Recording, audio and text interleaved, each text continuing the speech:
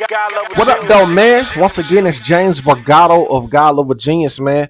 In this video, I want to give my reaction to Court of Gold, the Netflix docu-series on the 2024 Olympics, man.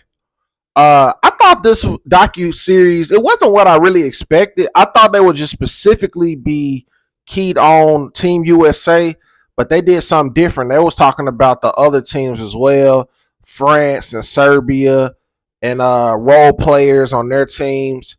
Um, but Team USA, like even though it was like 6 episodes, every episode wasn't focused on Team USA, even though they won a gold.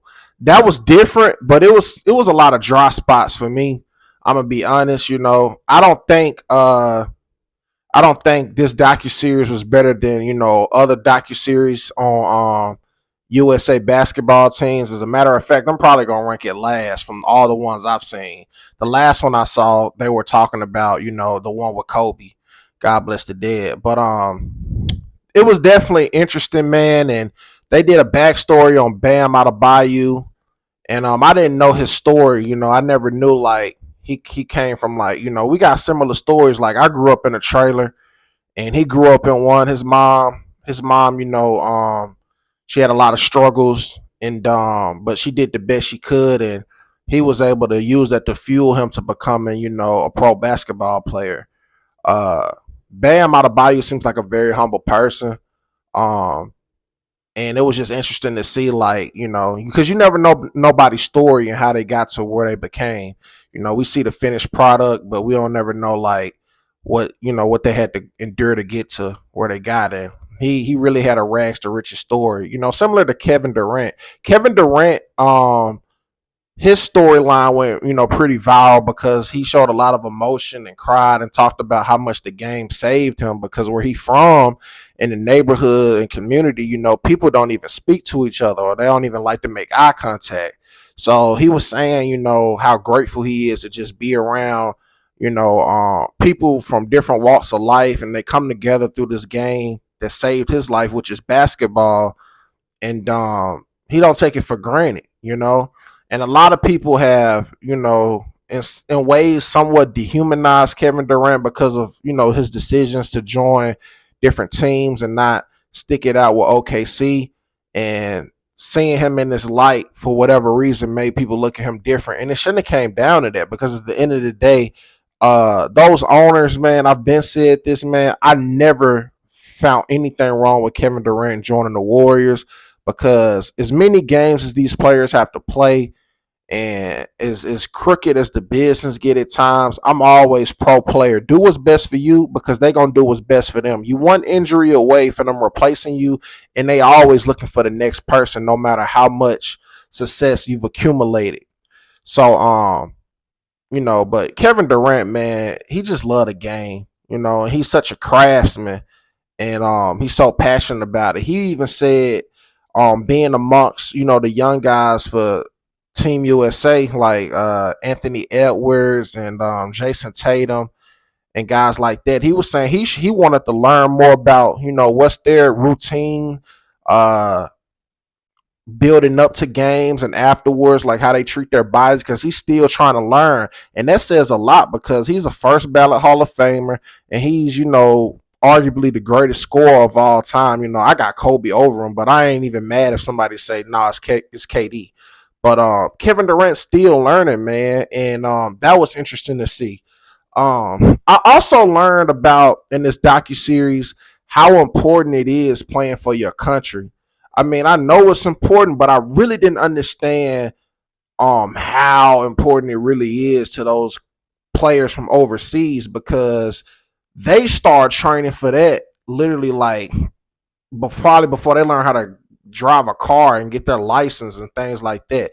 Like Tony Parker, like he had been training since he was like 11 years old, I think. Like, they were showing footage, and it's a huge deal for them.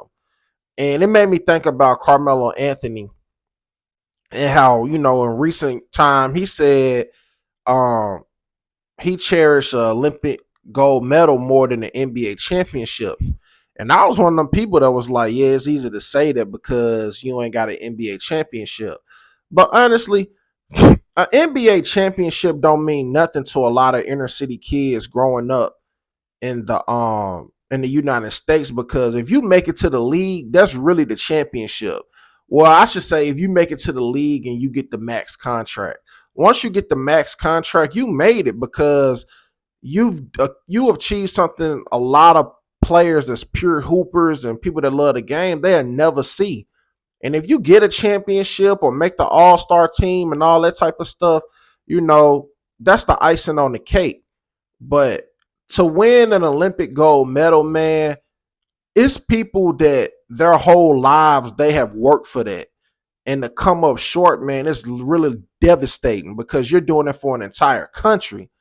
And Carmelo, you know, he's won multiple times, you know what I'm saying, and made big shots and things like that. So, regardless, you know, Carmelo going to the Hall of Fame, and he's a part of documentaries like this. And every time they bring up a gold medal team, you know, his name will be mentioned. So I look at it much different now, because this docu-series educated me on how much it really means to those countries. And I mean, the emotions I saw from Team Serbia and France, man, like what Kevin Durant did to Serbia, man, like he had them like going crazy in that locker room, you know, and he really destroyed a moment that they were so close to achieving. And then, you know, Steph Curry comes and he does the same thing to France.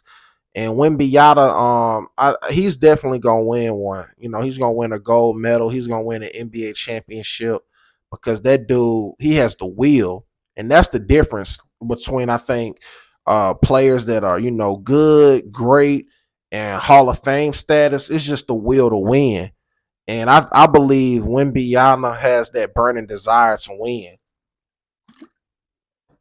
And he's gonna eventually get it. It was amazing to see, man, how hard, you know, they work, and see the focus, you know, that they have trying to get it, you know. So but somebody gotta lose. But Kevin Durant said something extremely funny, man, in the docu-series, man. That man said, you can have all the chemistry in the world, but you still got to get on defense and guard Steph Curry. And it's like, pick your poison. Like, y'all thought because Kevin Durant killed y'all, that was going to stop. But it's like, man, you still had to deal with LeBron and Steph. One of them would have took over as well if needed to. It was just, they just have a better equipped team. And you know, I think the future is bright for Team USA. They're gonna have a lot to deal with, but you know, Anthony Edwards, man, being around those type of veterans and seeing the process, I think it's gonna, you know, help motivate him, as long as he has the will to want to bring the gold back. But man, that dude has no filter. That man was talking to the former President Obama, like he was one of the homies. You know what I'm saying? I was like, dude is really like from the trenches. Uh yeah, but when I didn't even know Anthony Edwards was 23, but all that makes sense why he carry himself the way he do. But it was a dope insight, man, to see, you know, these athletes and hear their storylines.